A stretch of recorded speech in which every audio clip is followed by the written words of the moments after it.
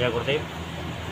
आज मैं सुंदरकांड का जो पाठ होता है, जिसको हनुमान सिद्धि भी कहते हैं, और उस पाठ की जितनी महिमा है, यहाँ पर हनुमान जी को सभी जानते हैं और हनुमान जी का पराक्रम सभी जानते हैं। और किसी भी काम को बनाने में यह पाठ बड़ा पावरफुल है और बड़ी से बड़ी समस्या को भी यह पाठ अपने आप में सुलझाने में समर्थ है।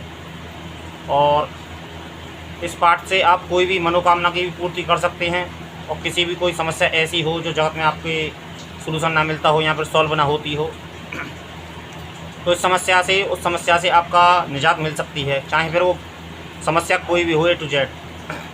क्योंकि बहुत से लोगों के पास में ऐसी समस्याएं होती हैं, क्योंकि कोई ना कोई ऐसे बहुत से कारण होते हैं जो कारण तो व्यक्ति नहीं जानता है, लेकिन समस्याओं में घिर जाता है व्यक्ति। अनेक कारण हो सकते हैं और अनेक कारण होते हैं। कभी कभी स्वयं के कर्म होते हैं और कभी कभी दूसरे के द्वारा दी हुई परेशानियां भी होती हैं। और परेशानियां कैसी भी हो सकती हैं और प्रॉब्लम वगैरह कैसी भी हो सकती है।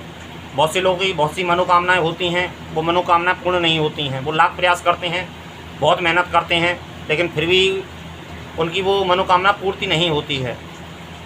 तो इसके विषय में मेरा ऐसा मानना है कि सुंदरकांड का पाठ अपने आप में बहुत समर्थ है, शक्तिशाली है। और हनुमान जी की वैसे मेरे स्वयं के प्रैक्टिकल में ऐसी कई चीज़ें हैं जो काफ़ी पावरफुल में मानी जाती है, क्योंकि हनुमान जी एक प्रत्यक्ष देवता माने जाते हैं। क्योंकि वो चिरंजीवी हैं, तो प्रत्यक्ष देवता माना जाता है उनको। एक माता काली को और एक माता ये बजरंगबली को, हनुमान जी को प्रत्यक्ष देवता माना जाता है। वैसे तो सभी प्रत्यक्ष होते हैं और सभी प्रत्यक्ष हैं देवता, लेकिन जितनी महिमा इन लोगों की गाई जाती है, क्योंकि माता काली को भी एक बहुत विशेष स्थान प्राप्त है और हनुमान जी को भी एक विशेष स्थान प्राप्त है। और हनुमान जी के विषय में सभी जानते हैं। राम जी के जितने भी काज किए हैं वो उन्होंने किए हैं। लंका दहन में जितना भी कार्य है वो हनुमान जी का ही कार्य है। तो हनुमान जी के विषय में सभी जानते हैं। और हनुमान जी का पराक्रम में आप कोई भी अनुष्ठान कर सकते हो। वैसे तो हर अनुष्ठान अपने आप में फल देने वाला होता है। और मनोकामना की पूर्ति के लिए हमें सबसे पहले तो श्रद्धा से कोई भी किया गया पाठ, हम किसी भी देवता, ऐसी बात नहीं है कि हनुमान जी ही हमें फल देंगे। केवल श्रद्धा से किया गया किसी भी देवी देवता के प्रति जब पाठ हम करते हैं तो हमें पूर्ण फल प्राप्त होता है। लेकिन जितनी हम मेहनत करते हैं, जितना हम कर्म करते हैं, उतना ही हमें फल प्राप्त होता है। कभी कभी समस्या ऐसी होती है कि व्यक्ति की कामना बड़ी होती है और कर्म करने में असमर्थ होता है, वो छोटा कर्म करता है और फिर उसकी कामना पूर्ति नहीं होती है। तो वो ऐसा कहता है कि मेरी मनोकामना, लेकिन फिर भी देवी देवता अपनी तरफ से प्रयास करते हैं। लेकिन हमें सबसे पहले देवता का दिल जीतने के लिए हमें श्रद्धा पूर्वक और प्रेम पूर्वक, त्याग पूर्वक और तपस्या पूर्वक हमें उसका अनुष्ठान करना चाहिए। क्योंकि कोई भी अनुष्ठान जब हम त्याग पूर्वक और तपस्या पूर्वक करते हैं, श्रद्धा पूर्वक करते हैं, चाहे हम 10 माला क्यों ना जपें, एक माला ही हम किसी की भी भजें, लेकिन पूर्ण श्रद्धा से, पूर्ण भक्ति भाव से यदि हम उस पाठ का अनुष्ठान करते हैं, किसी मंत्र जाप को करते हैं, तो हमें पूरा फल मिलता है। उसमें जो तोला जाता है वो तोली जाती है श्रद्धा।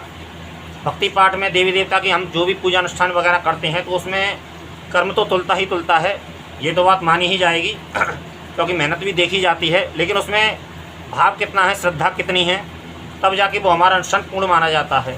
अगर हमारे पास में हम बहुत माला जपते हैं और श्रद्धा हमारे पास में नहीं है, या फिर हम उसको पूर्ण मन से नहीं कर पाते हैं क्योंकि हमारी मनोकामना बड़ी है और इतनी हमें करने की सामर्थ्य नहीं है, यहाँ पर मन नहीं लगता है, तो वो बात एक अलग है।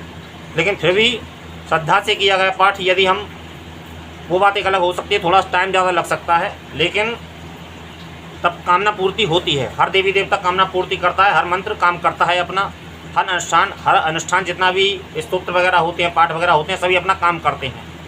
उसमें समस्या ये होती है कि हम कौन सी कामना लेकर चल रहे हैं। यहाँ तो हम किसी के कभी भी विपरीत अनुष्ठान ना करें, कभी किसी को नुकसान पहुँचाने के माध्यम से कोई भी अनुष्ठान ना करें। ऐसा करने से हमको हानि ही होगी, कभी लाभ नहीं होगा। तो इसमें देवता का कोई दोष नहीं, क्योंकि सात्विक देवता सात्विक काम करते हैं, वो कभी भी गलत कार्य नहीं करते हैं। यदि हम गलत कार्य उनसे कराते हैं, यदि एक बात अलग है कि हमें कोई शत्रु परेशान कर रहा है, तो बात एक अलग है कि हम शत्रु को परेशान हमको ना करें, तो हम उसके लिए तो अनुष्ठान कर सकते हैं। लेकिन शत्रु का उल्टा सीधा हो जाए, ऐसा हमको ऐसी प्रार्थना नहीं करनी चाहिए। ऐसी प्रार्थना हमारी अस्वीकार हो जाती हैं। तो आज ये सुंदरकांड का पाठ है और इसकी सामर्थ्य इतनी है कि इस पाठ का ये अनुष्ठान एक व्यक्ति का एक रिसर्च है एक महात्मा जी ने बताया था कि जब किसी व्यक्ति को फांसी की सज़ा मिली थी, तो इसमें 49 दिन की ये विधि है, 49 दिन का पाठ है। तो 49 दिन के पाठ जब किया गया तो उसकी फांसी की रोक लग गई, जबकि उसकी फांसी की रोक की संभावना बिल्कुल नहीं थी। उसका अपराध जो इतना बड़ा था कि उसको फांसी की सज़ा मिली थी, जज ने उसको फांसी की सज़ा दी थी।